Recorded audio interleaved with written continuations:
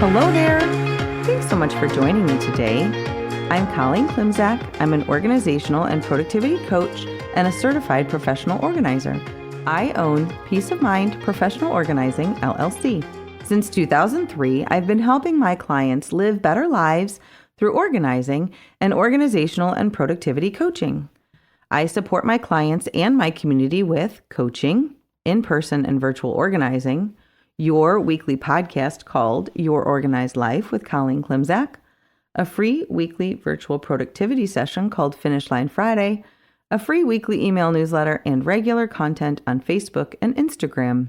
I also offer presentations and professional development to groups and companies. And coming soon, I'm actually working on that this week.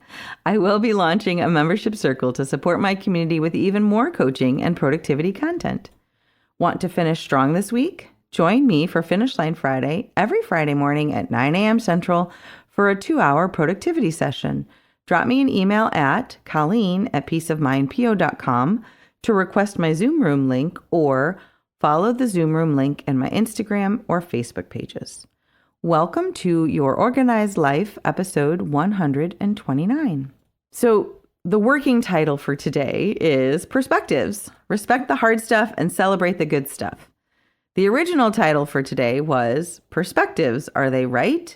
Or is it time for a change?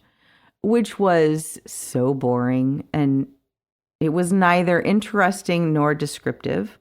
So we'll see how this evolves over the next week or so. So I'm recording it a week out. We'll see what my podcast producer comes up with. We'll see how I tweak it myself. So today we're talking about perspectives, respecting the hard stuff, and celebrating the good stuff. Moving on. A recent coaching session with me as the client opened up some insight this week, and I feel that I need to share it. First, to share how amazing productivity and organizational coaching is, and then sharing the insight about what I learned. To set it up, I am taking a productivity coaching course right now, and it's amazing. I am always a better coach while taking coaching courses. Maybe I just always need to be taking a coaching course. I don't know if it's the new skills or the weekly practice and honing of the skills, whatever, it's great.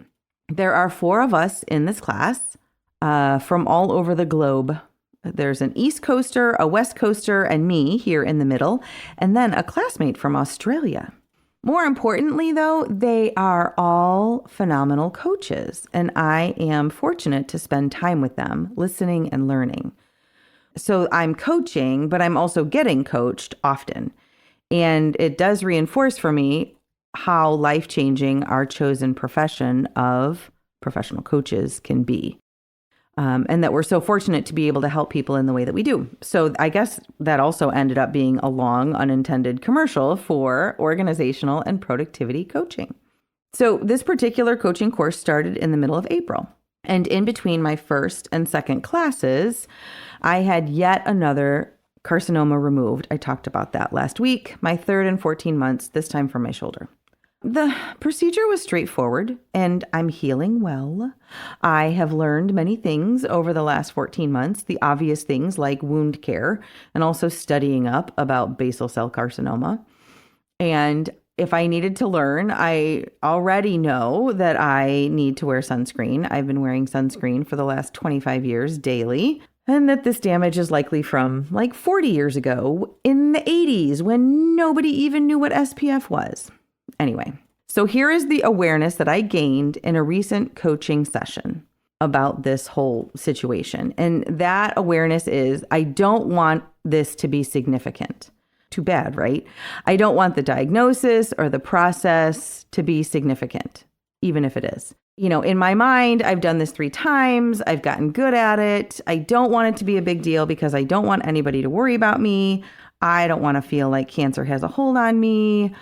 I don't want to be a bother or a burden to anybody. But the problem is, and this is where I have been learning, if I keep belittling it, writing it off, ignoring it, I'm not learning from this experience. And I'm probably going to push the healing process and not take care of myself as I should in the short term and the long term.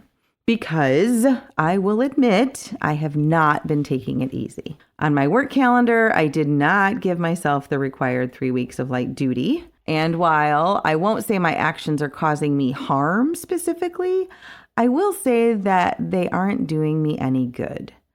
So I don't want this to be significant, so I'm acting as though having this procedure is not significant. I didn't want to change my clients' schedules. I didn't want my family to worry about me. I don't want to inconvenience anybody. And it's kind of working because I don't really feel like I'm putting anybody out, but I'm also not making good choices because I don't want to be inconvenienced or worried. And that perspective is a problem. I have not been respecting the significance of the procedure, the diagnosis, and the healing. And that was my awareness last week. I had not changed my behavior, and it needed to change. As I started writing this, I was 10 days post-op, and as I record, I am now 2 weeks officially today. And I have made adjustments. I have changed my behavior, and I needed to pay attention to things. And so I was sore where I shouldn't have been, and I was not letting myself rest, and I adjusted. So continuing on as though nothing had happened, when something had happened, I was depleting my resources faster than I should. I was tired, I was cranky, I was sad, and I'm never those things, and that's really frustrating. And so, with my newfound awareness and shifts in perspective over the week, I have made changes and I have lowered my expectations for myself down a lot so that I can heal. And I am so grateful for the coaching process for helping me figure this out. Now, take a leap with me. The learning here is that we need to be aware of and also be ready to review our perspectives and then adjust as necessary.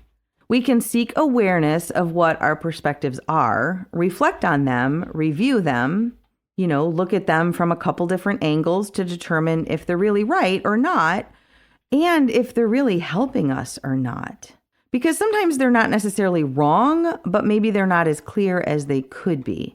And that murky view keeps us from living our best life. Using my recent procedure and experience as an example, objectively, basal cell carcinoma is the least threatening of skin cancers. It is completely treatable. It doesn't spread. So in many ways, it really is not anything to worry about. And that perspective is true. But ignoring the significance of having the procedure and blowing off the required healing could delay healing and cause other issues.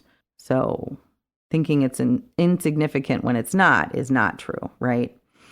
And so I needed to change and challenge that perspective. We are going to shift to a positive perspective now, I promise. Because here's the thing. We need to acknowledge when events and behaviors are significantly good too, right? So I said at the beginning that the working title is Respect the Hard Stuff and Celebrate the Good Stuff. I was talking to a friend recently. This person is also in leadership like me. And they said something along the lines of course I'm going to take on this really big responsibility. Somebody has to. And they're right, I guess. Another perspective of that same conversation could be, yes, I will be courageous and work really hard and take on these responsibilities and selflessly serve my community. And that is the more clearer picture, right? And I realized that not acknowledging significantly good things is also a skewed and unhelpful perspective. This is another example of how perspectives can become skewed over time.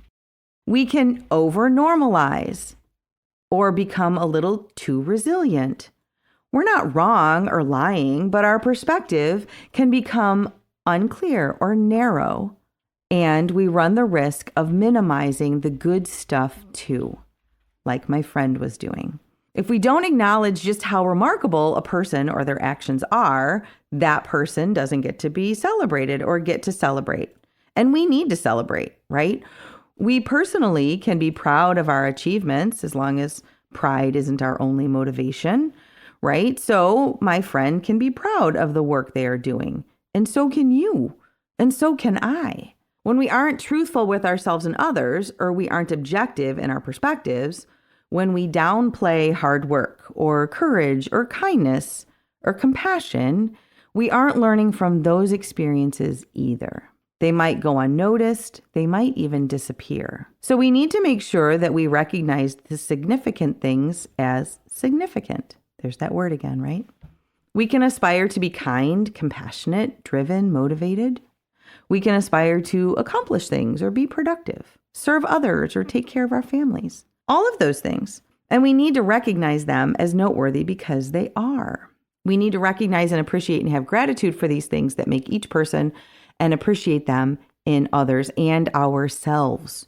We need to acknowledge progress and successes. To not recognize the significance of the hard stuff and the good stuff, we end up with skewed perspectives. And if we don't see the good stuff in ourselves and others, that sounds like a very dull, very boring, ungrateful, unappreciative lack of joy and lack of fun, a lack of lots of things. Buried in the middle of today's episode is this paragraph. The learning here is that we need to be aware of and also be ready to review our perspectives and then adjust as necessary. We can seek awareness of what our perspectives are, reflect on them, review them, look at them from a couple different angles to determine if they're really right or not, and if they're really helping us or not. Sometimes they're not necessarily wrong, but they're not as clear as they should be.